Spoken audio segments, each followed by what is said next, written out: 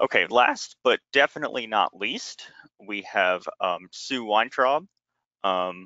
Sue is at the University of Texas Health Science Center in San Antonio. She is the head of the core facility there, and she is also a dear friend to proteome software.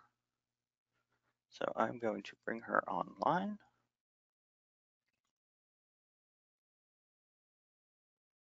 And she is presenting a talk entitled Data Independent Acquisition Mass Spectrometry, data that's incredibly amazing.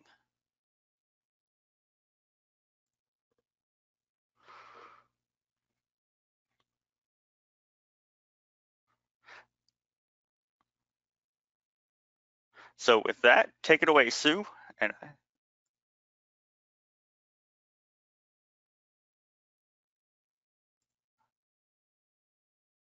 Again, thank you all for being here and staying till the end. I'm delighted to be able to talk to you about DIA-MS, which I've subtitled as Data That's Incredibly Amazing.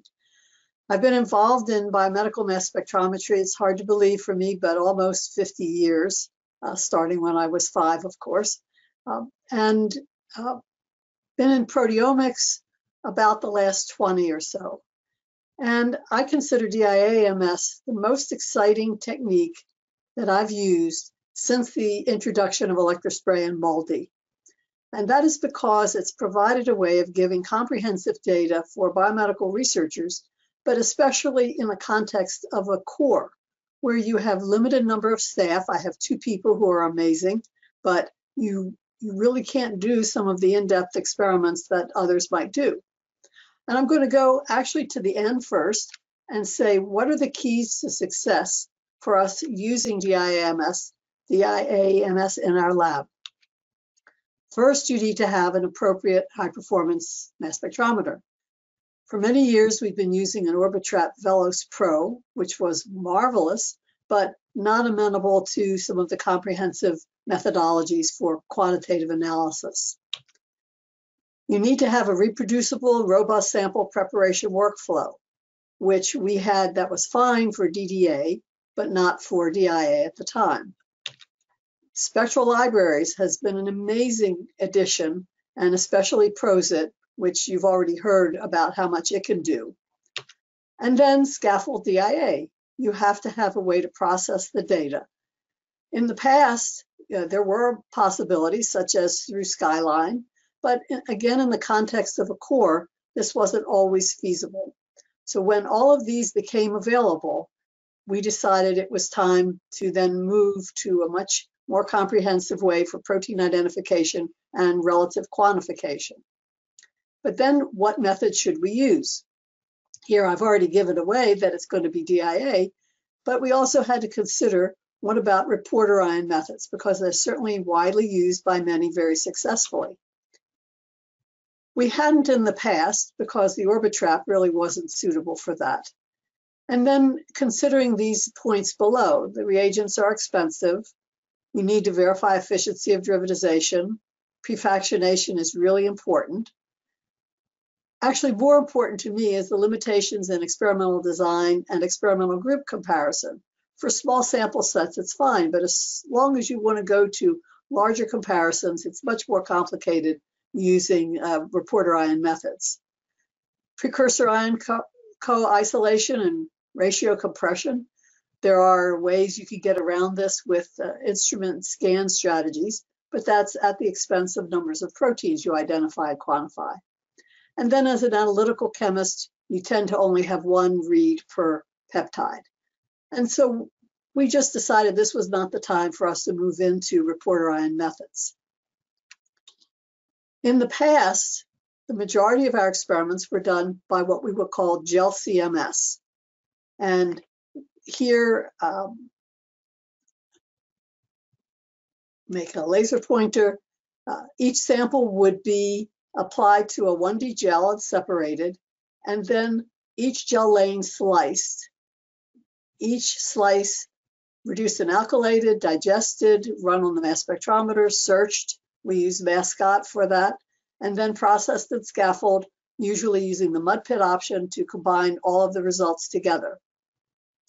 As we were getting ready to start with DIA, I needed a sample to use as a test. And at first we were going to just use the HeLa digest because it's commercially available. But then I realized that any results we get wouldn't be very useful. So I contacted a collaborator, Ratna Vadlamudi, who provided the sample of some control breast cancer cells, cells treated with drug 1, drug 2, and the combo, because they're interested in trying to overcome resistance that happens with certain anti-cancer agents, and often by using a combination, you can have a benefit. And what we did was go through the process now with just one replicate of each and put it into Scaffold 4. And you can see here the total spectrum counts, and blowing it up a little bit, there was 6,025 proteins that were identified. And you can see here that for some selected proteins, clear indication of possible differences in the drug 1, drug 2 compared to either one individually. Especially here, they were very interested. But this is using this cumbersome method. I asked Dana in the lab, how long did it take? Well, she went ahead and outlined every single step from running the gel, processing the gel, excising, extracting the peptides, and that's just for sample prep. When you put it together, sample prep was 4 days, and in Dana's view, this was 4 very painful days of a lot of pipetting. MS analysis was 7 days, Mascot 5, and Scaffold less than 1. Clearly, you can't use this approach for anything very comprehensive and large numbers of samples. And it took 17 days for just one replicate spectral counting. The first step was to work out the sample prep method.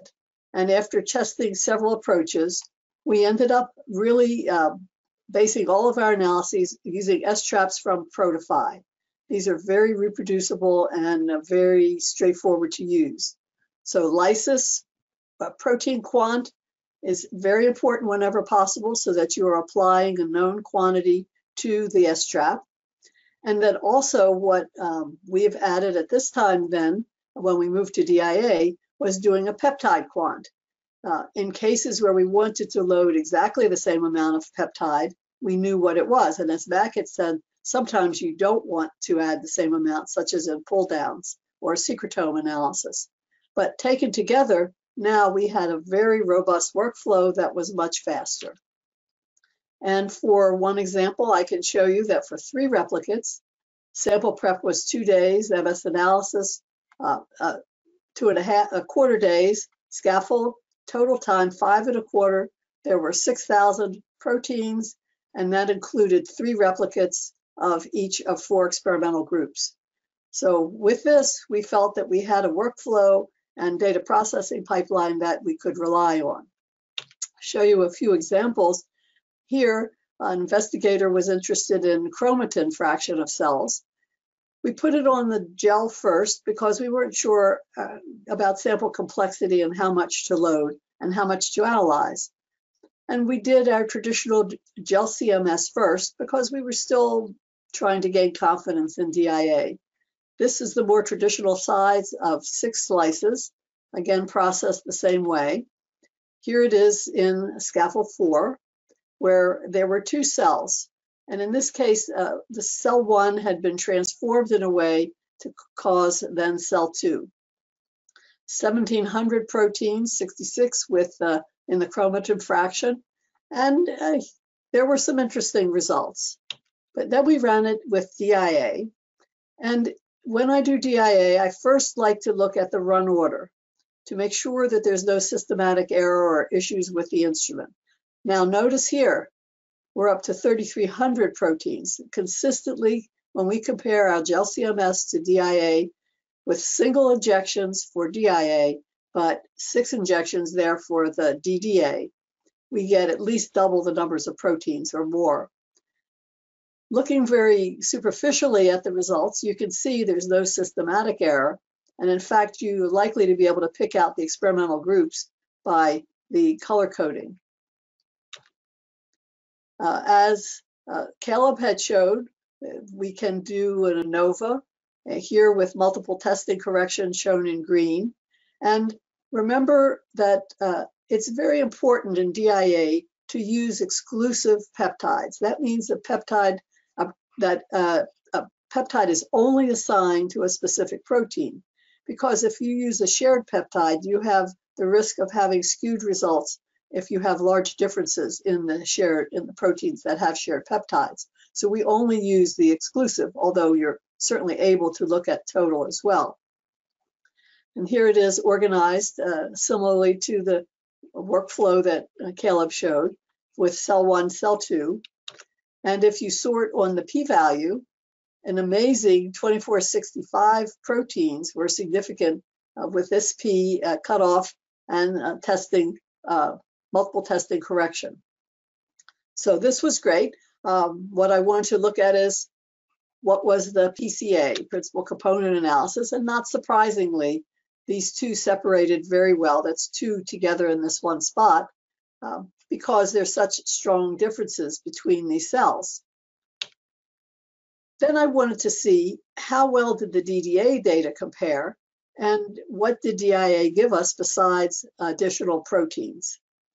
I've shown two specific examples here. Adenine, for example, has no spectral counts in cell 1 and 2 each in the 3 replicates of cell 2. And likewise for this transcription factor, there were clearly more counts in cell 1 than in cell 2. But does blank really mean none? If you look now at the corresponding DI data, you see that in fact there are values. These are log 2, and they are referenced to the middle replicate here. If there were no value, it would say missing value. So there was a measurable quantity, but we have now a realistic representation of the fold change. And likewise for the one that goes down, we find that there are in fact counts in both. So the DIA data gave you more proteins and much more accurate quantitative value. Another fascinating study was looking at some mice that were treated with a vehicle or doses of 2 different doses of drug. And there were 3 different mothers. The offspring were divided into male and female, and then each one received either vehicle, and these were cells, not the mice were treated themselves. The cells from 1 female and 1 male were treated with vehicle, dose 1 or dose 2. After running through DIA-MS, there were 4,800 protein targets, and you can see the PCA. So clearly there's some kind of clustering. Amazingly, they clustered by mother and then by the sex of the offspring. So if the results had been combined, you would never see any of the differences, which the investigator was able to see, both with a dose and a sex and the mother. So here, this was very easy to tell this information, and the investigator now is looking into what is causing these differences. A very recent sample was with some human alveolar lining fluid called ALF that samples were collected from 2 different cities. And the first concern was whether the cities themselves was going to be an influencing factor, because the investigators moved and they had no way of continuing with the samples from the prior city. After processing through DIA, Scaffold DIA, you can see there were 1,700 proteins. And now we can see that the city, so the Ohio samples are green and the Texas samples are blue, they do not cluster separately. This is our pooled sample used for the chromatogram library. Now, it's interesting to see that there do appear to be 2 clusters, and the investigators are looking at this to see what demographic and attribute might be responsible. I'm always concerned that there could be an instrument problem, and I first did the run order and there was nothing there. So in the analysis view in Scaffold DIA, you can look at the alignment of your peptides. Now this was 22 samples. They were run consecutively with the chromatogram library after about the first 6 or 8. And you can see that after alignment, the chromatography was just fine. This is a very low deviation among them, well less than 1%. So now it's up to the investigator to figure out what are those two clusters. Brian had mentioned the idea of using gas phase fractionation for actual samples and not just for library building, and we were astounded to see what happens. When we first started with doing DIA-MS, we were using 12 m/z windows with 1 gas phase fraction, and this is using some ovarian cancer cells with a knockout of KDM1A. So this was 1 replicate of a control and 2 of the knockouts. With gas phase fractionation for total proteins ID'd, you can see from 12 mZ, you get an increase up to when you use 8 mZ, because we found with our instrument and chromatography, 8 seemed to be just right for the single injection. But if you do 2 gas phase fractions, you get a substantial increase in the number of IDs. But what's even more important is if you look down at the bottom here, is the number that are quantified. Using the 2 gas phase fractions, we only had less than 0.1% not quantified, compared to 600 here in the 12 m/z windows and 280, 290 with the 8 m/z. So this was a really big eye-opener for me of ways to enhance your results. What do you need for running DIA-MS? First, you have to have a FASTA library, as you've heard about, that's appropriate for your samples. We've now only used the predicted spectral libraries for either generating our chromatogram library or searching directly. And of course, you need Scaffold DIA. What you don't need is any custom library that you acquire for each experiment. The analysis strategies in my lab, if it's a small experiment, we are recommending doing 2 injections each with 4 mZ windows and searching the ProCit library, as Brian had described. Now, part of the consideration here is the investigator's budget, because we have to charge per injection. If it's a medium size, which is I call 6 to 12, if the investigator can afford it, we still recommend doing 2 injections using 2 by 4 mZ, the gas phase fractions.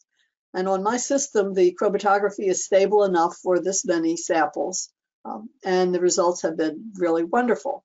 Now, once you start getting much higher numbers, back up and say for 6 to 12, if the investigator chooses, we'll do the single injection and then generate the chromatogram library.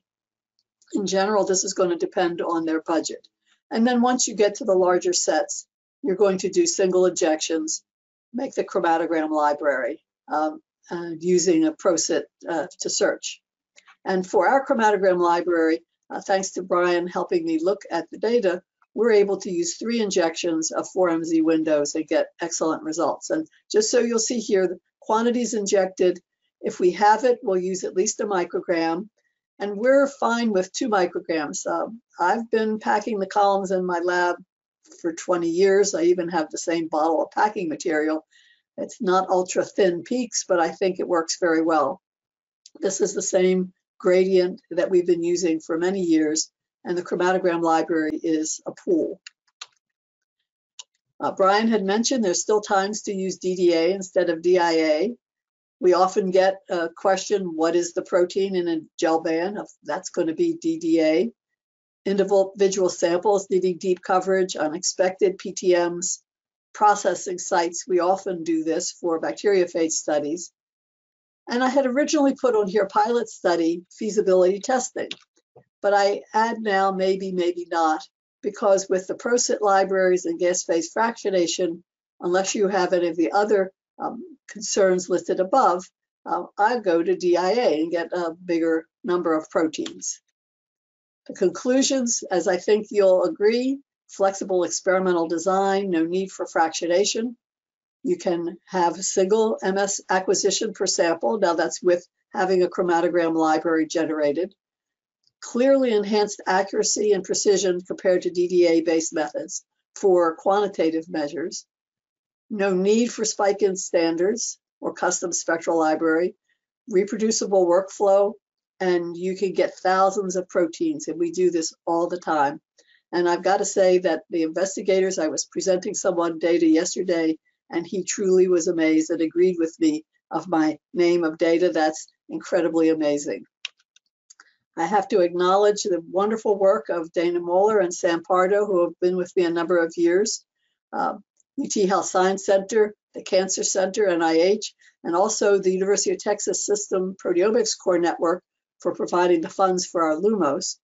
Kevin Hockala, who worked many years to get the lab going, and now is a thermo service engineer, so he knows how to help us. And I thank you very much, and let me know if you need help getting started with DIA-MS. I really mean that. You're welcome to contact me directly. I'll be able to tell you how we did it and even help with your data and anything to get you going, because I think you will agree it's absolutely amazing. All right, thank you, Sue. That was an excellent talk. Well, that about wraps it up. I'm going to bring everybody else back online. I enjoyed that we had that kind of three-suite there of talking about DIA and talking about libraries, and then you can see some of the great data that you can present with it. So let's bring everybody back. Let's unmute everyone.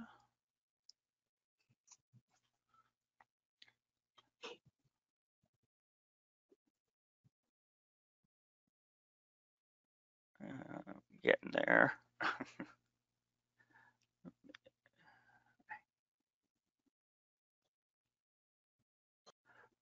Make me the presenter. Excellent. Well, thanks everyone. That about wraps up our virtual brunch. I hope everybody got some good science. Thanks to all of our presenters. Sue, Mac, Brian, everybody, Caleb, Susan, everybody in the Proteome software family, Nick too, I don't want to forget about him. Any questions that we didn't get to, we'll answer offline. I thank everybody for joining. I'm going to give a goodbye toast with my mock mimosa this morning. And we hope to see you all in person actually next time. And everybody have a good rest of your day, and we'll be seeing you all soon, hopefully.